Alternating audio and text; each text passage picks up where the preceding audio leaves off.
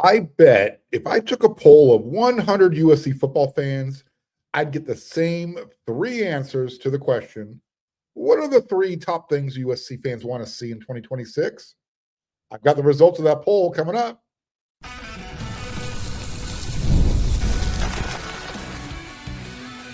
You are Locked On USC, your daily podcast on the USC Trojans, part of the Locked On Podcast Network, your team every day. Hey, welcome on back to another episode of Locked On USC. I'm your host, Marc Kulkin. And when I'm not here every day, I'm also every day over there at weareusc.com. Today's episode is brought to you by FanDuel. The biggest stage of world soccer is here. Let there be goals on FanDuel. Visit FanDuel.com to get started now. All right, so I'm going to list three things that every single USC fan wants to see on the field in 2026. It's rare that you're going to get 100 people to agree on anything. However, I have a feeling 100 USC fans, you can pick 100. Whatever demographic of USC fans you want to pick, if you were to ask them these three, what do you want to see? Three things in 2026, you get the same answer every single time. So let's test this out. See if you disagree with me. Did my own personal Gallup poll, so to speak. Again, and it doesn't matter in what order the fans gave the answers. I'm willing to bet that 100 out of 100 USC fans will say the same three things. So, number one, and again, not in this order, but make the college football playoff is going to be one of them. This is probably the big one. USC fans don't want to be competitive anymore. USC has been competitive. They don't want to hear, we need to see progress. We've seen progress. You want to see that happen every year, right? That should be the standard. The answer should simply be, make my day, make the playoffs. USC has spent 4 years with Lincoln Riley, rebuilding the roster, getting that recruiting upgraded significantly, hiring better personnel on staff year after year, and we know they've invested pretty heavily in NIL. So all that's in place. So as Chad Bowden said, the time has come. The time is now, right? The excuses are gone. Look, nationally, the Trojans are being discussed as a legitimate playoff contender this year because they're returning so much experience, right? The Trojans return more starters in the conference than anybody else. The core of the roster is still young, and their best players are young. You're returning Jayden Maiava, who is going into his third year now with Lincoln Riley, 2 years as the guaranteed starter. And I think everybody believes that Gary Patterson is going to be able to give Coach Riley a defense that he can lean into. So that's the first thing that everybody would agree on. Make the playoffs. Number two, in order to get to the playoffs, you probably got to beat a big-time opponent. USC fans, myself included, they want to see the Trojans prove they can beat one of the conference heavyweights. Last year, USC beat Michigan. They beat Iowa at the Coliseum. All right, great. Take it up a notch. So whether that's Ohio State, whether that's Oregon at the Coliseum, take it up a notch. Beat one of the national heavyweight contenders. You got Penn State, you got Wisconsin, you got the reigning national champion Indiana Hoosiers. Those games are on the road. Last year, USC went 9-4. Every one of their losses happened away from the Coliseum. Everybody I know, every 100 Trojan fans that I know, they want a signature win that's going to change the national conversation. We know USC has won games at USC with Lincoln Riley as the head coach. We know that. We've seen it. I mentioned last year a couple of good wins, Michigan, Iowa. But those were at home. What fans still are waiting for, that victory that everybody's going to remember, in December. If Lexus was one of the sponsors of the show, a December to remember. I mean, in December, that's when the playoff committee starts comparing resumes. So everybody at USC, every single USC fan wants that signature win. The other thing, so I said there's going to be three things.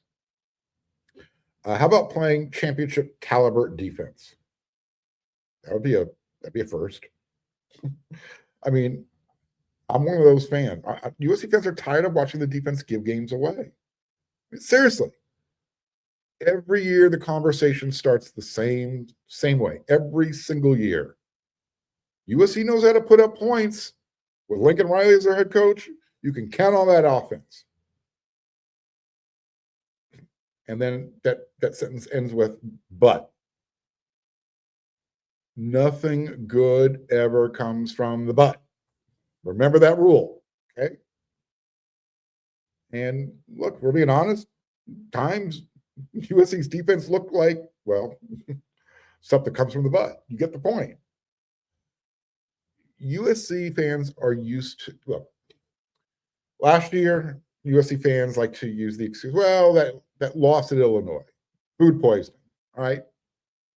You already used that card. Guess what? Can't use it now for the next few years. Can't. Like I said earlier, with Gary Patterson running the defense, and you have an experienced roster returning, I think USC fans are going to demand that the defensive unit, be fundamentally sound, play physical, right? Be capable of winning games when the offense is not having a great day. You go back to the game against Nebraska. I don't know if that was really the defense as much as, USC was able to escape when Dylan Raiola broke his leg in that game.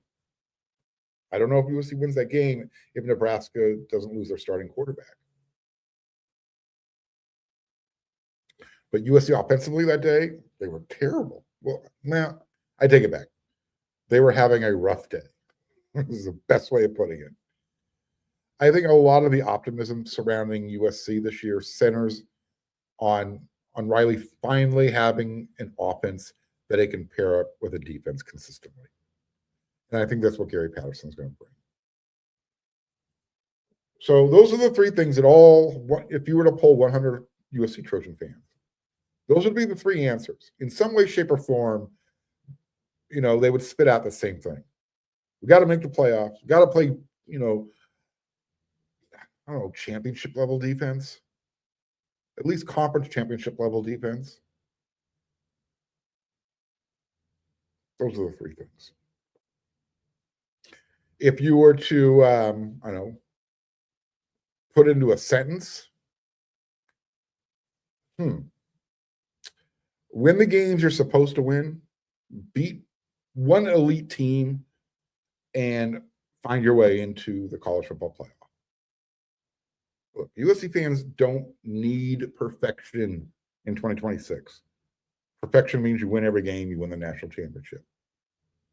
They want that. They want validation. And those are the three things that will give USC fans the validation they're looking for. All right, I got two more segments to go. I got a few players who I think are underrated on the offensive side of the ball. We'll talk about them in the next segment. And it's Friday. Yeah, Friday Rant wraps up the show. What is 5 fewer days going to do? What was the NCAA thinking? Did they really fix anything by amending the rule? Tell you all about it coming up in the third segment. First, we got to do this.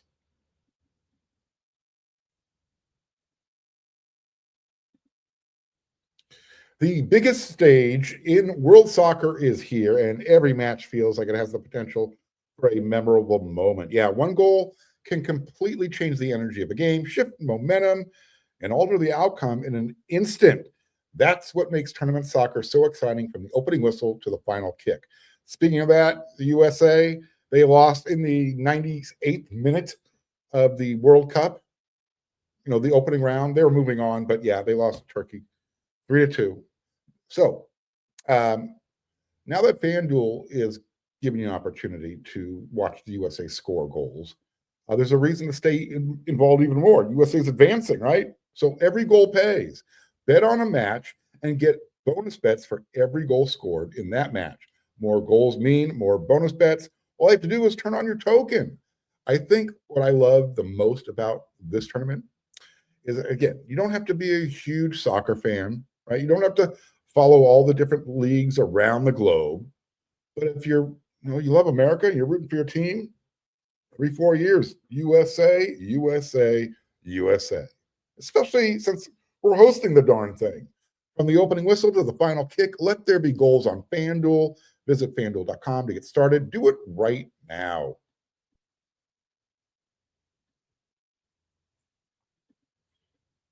Hey, you everydayers who like to listen to the show on your favorite podcast platform, I got something for you for free. 7-day free trial. No ads, no interruptions.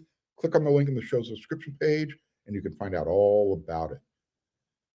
Assuming we're not talking about stars like, Jayden Maiava, Elijah Page, Waymon Jordan Jr., here are my 3 most underrated offensive players going into the 2026 season. Look, you know how strongly I feel about King Miller. Well, he is definitely underrated.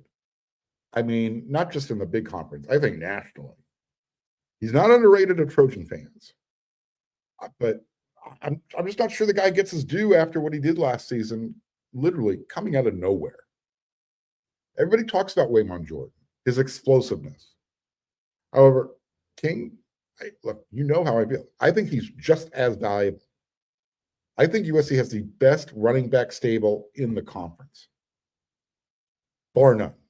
1A, 1B, King Miller, Waymon Jordan. Flip the coin, give Waymo 1A, give King Miller 1B. I don't care. But King Miller, yeah, physical runner, right? He finishes carries. He's great with ball security. You can trust him in those short yardage situations. And I think this offseason, he's probably even turned into more of a complete back. He's got bigger, stronger, faster.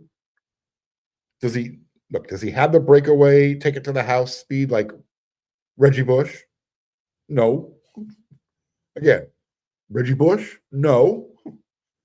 But I think King does have the ability to get through the line of scrimmage. He can take it outside, get around the end. He can run between the tackles. He can take off for 40-plus yards at any opportunity. Last year, he had 6 runs of 40-plus yards or more. And just to kind of put that into context for everybody's favorite running back last year, Jeremiah Love for Notre Dame, he had 7 of those runs. In the Big Ten Conference, you need to have someone who can consistently get you 4 or 5 yards per touch. I mean, especially when you get late in the season, November. Yeah, when the weather changes. And in case you weren't aware, King Miller, he averaged over 6 yards per carry last year. So why is he underrated? Why is Tobias Raymond underrated? Why doesn't he get more flowers? Help me out here. How many guys in the big conference can play all 5 spots on the offensive line? We're going to find out if Tobias can do it. In the spring, he was getting the lion's share of the reps at the center spot while Killian O'Connor was rehabbing. Speaking of underrated, Killian O'Connor. So there's your honorable mention. We've talked about the possibility of Tobias Raymond being the starting center, and believe it or not, 64 more days. USC versus San Jose State. Yep. Look, offensive linemen typically, they don't get a lot of attention. You always want that elite guy, that all-American guy, somebody who you can develop and have them drafted, which USC has kind of not done really well at that position group lately. Tobias Raymond is one of the most underrated guys in the conference, maybe in the country. Like I said, they don't get a lot of attention unless they're making mistakes. You don't hear Tobias Raymond's name called during a game. It's a good thing. It's a great thing. So you got USC. They're returning their entire starting offensive line. Much, when USC's offensive line is getting national recognition, they're usually talking about Elijah Page. Excuse me. This offseason, getting a lot of chatter about a couple of true freshmen, Brett Colajay, Kenai Pepe. Yeah, they are the future. But let's talk about this year. Will those guys play? Possibly. I know Tobias is playing. Question is, what position? Is he going to be an interior offensive lineman? Is he going to be starting center? Is he going to play tackle? He's done all of it. The only thing he hasn't done in a game yet is play center. But Tobias is a major reason that the Trojans believe they have a chance to be one of the top 10s. I don't know, one of the top offensive lines in the Big Ten Conference. I think it's the words I'm trying to spit out here. So why is he underrated? This one, play along with me. Here's the third choice I picked on offense as an underrated player for USC. Terrell Anderson, the wide receiver. One's kind of a stretch, but hear me out. Hear me out.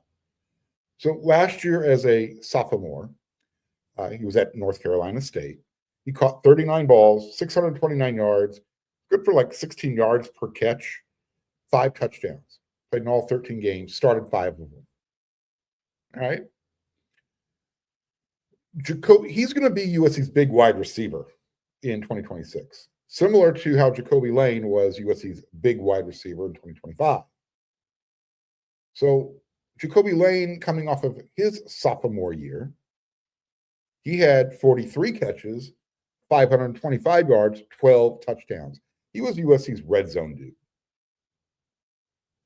Anderson, as a sophomore last year, had more yards, less catches, but he had twice as many touchdowns. All right. Look, Terrell doesn't have to share the spotlight with Mekhi Lemon.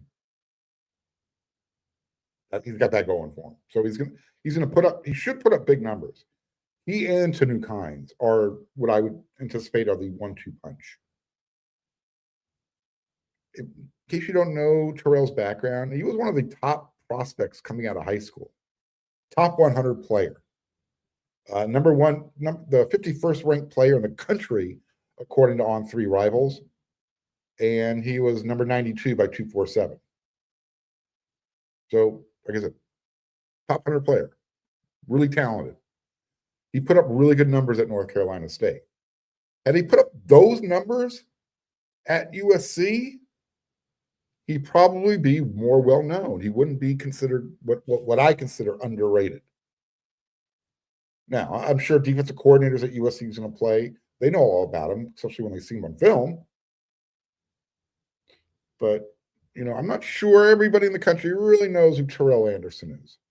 I know he's not getting any preseason love. I didn't see him on any publications making, honorable mention or all conference teams. Not like Jacoby Lane. Not like Jacoby Lane going into his junior year. So it's because of that, I think, is why I qualify him as being an underrated player on offense, even though I think he's going to put up some monster numbers this season. You agree? Those are the 3 players that I have as underrated on offense. Who did I miss? Who would you substitute in the place of King Miller, Tobias Raymond, and then Terrell Anderson? I mentioned Killian O'Connor. I think he qualifies as underrated. Probably pick anybody off of that offensive line. All right, one more segment. I got my Friday rant. I got a couple things. First thing I want to do is I want to figure out what the NCAA voting committee was thinking, because I don't see how this improves anything. Talking about the transfer portal. They shortened it. But it's still taking place at probably the most inopportune time during the season. I'll explain. And also, selfish people. Leave some bacon for other people. Yeah.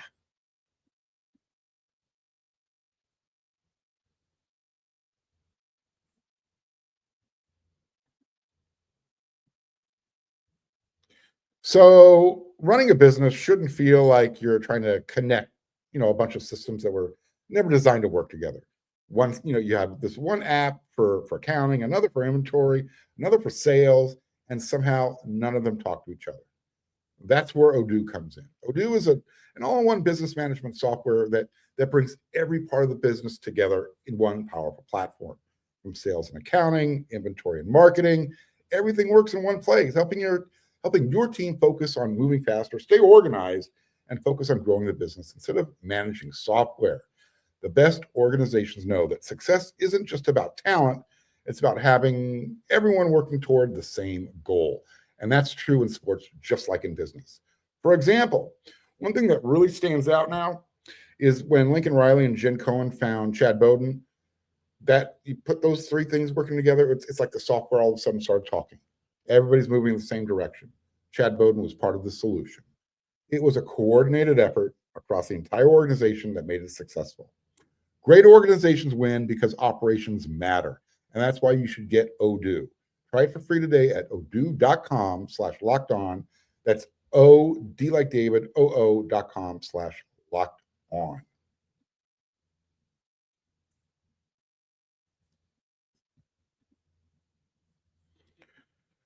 So someone explain to me, what was the point of the NCAA shortening the transfer portal window? They're shortening it by 5 days. Instead of 15 days, instead of the window being open for 15 days, they're only going to leave it open for 10 days. I mean, I like that. I like that the window will only stay open for, 10 days as opposed to 15. What I don't know, what I don't understand, and I've been thinking about this, is why 5 fewer days is supposed to solve anything. And while we're at it, why are we still opening the transfer portal window right in the middle of the college football playoff? The official explanation you're gonna get, well, the academic calendar, right? You got to make sure that these student athletes can transfer in January, begin the semester on time. Got to look out for their best interest. That way they can stay on track academically. I'm saying that with tongue in cheek. And then also, got to make sure they're available to participate in spring camp. All right. So that's the official reason. Right now, under the current model, the transfer portal is open for 15 days. It starts January 2nd. Starting in 2027, the window is going to shrink to 10 days. So it'll open the Monday after the college football playoff quarterfinals. Then it'll stay open for 10 days. Okay. Why should anybody believe that that's going to reduce the number of players jumping into the portal? I mean, is that even part of the calculus? Was that part of the consideration? I'm literally trying to understand how eliminating 5 days is suddenly going to change the equation, right? What was the point of shortening it? Because honestly, I've been like looking around for the rationale, for reasoning. I can't find anything. It's all about, well, we're going to try and make life easier for the coaches. I just don't understand how that happens. You're doing it during the season. I mean, is it going to stop the tampering? No, absolutely not. That's impossible to stop because you've got players who are actually doing the tampering for the coaches. Yeah, that's how it happens. Hey, Johnny, send your buddy Bobby a text message. See if he wants to come play with you at USC. That's how it goes down. I mean, there's no way. It's not going to prevent third parties from contacting players. It's impossible. And all of a sudden, our coaches are going to suddenly feel less pressure because there's 5 fewer days to deal with it, to rebuild your roster. Maybe a little. However, I mean, they're still going to spend weeks, if not months, leading up to the window, preparing for it. So, again, someone help me out here. I don't get it. Look, the reality is players who want to transfer, they've already made up their mind. They made the decision long before the portal actually opens. They're not concerned about, I got 5 less days to hang out in the transfer portal to get it figured out. They know where they're going. Coaches know who's leaving. Other schools know who's available. Like I said, the conversations begin well before the academic calendar is being taken into consideration. So yeah, 5 fewer days might make the process a little bit shorter, but it's not going to keep the number of transfers down. And I'm not sure the NCAA is ever going to find a way to address the incentives behind transferring, because it's happening because of the tampering, and there's no way to curtail that.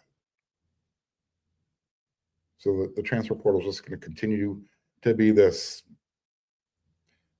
wild ride that's out of control. And one more thing I want to get off my chest before I get out of here for the weekend. So I'm at the hotel, right? Hotel offers free breakfast buffet. Love it. They actually use real bacon, some of that microwavable crap. So this particular tray was getting a little low. When I mean low, there's like 30 pieces in there. And I'm standing behind the person waiting for them to, kind of just move themselves along the buffet line. Dude took the tongs. Every last freaking piece. I'm sitting there going, hello? Oh, don't worry, man. They'll bring more. That's not the point. Why should I stand around waiting? Do you need 30 pieces of bacon right now? You can't come back for seconds. It's all you can eat. No limit. I don't know. I get selfish people really tick me off. Really tick me off. Yeah. So that happened. Like, great. I got everything else on my plate. I just wanted to get a few pieces of bacon, put another plate on top, keep it hot, walk up to the room. Yeah, no, that didn't happen. Because some fat dude in front of me had to take all the last pieces. Every single last. Didn't even leave a half a piece. Yeah. I don't like fat shaming people, but this person, next time you look in the mirror and you say, how come you got 15 rolls? Look at your plate. Anyways, all right. I'm sorry about that. Why I left it till the very end. That's my Friday rant. That's it for this week of Locked on USC. Unless something breaking comes about, I'll be back again next week with another 5 episodes. And when I'm not making my everydayers here happy, giving you the inside source, I'm hanging out here at weusc.com. So when you're done making Locked on USC your first listen every day, making the Locked on Network your first listen, head on over there. We got that 50% off summer special. Yeah. Annual membership, 50% off. All right. I'll be back next week. Another 5 episodes. Until then, you know what to do.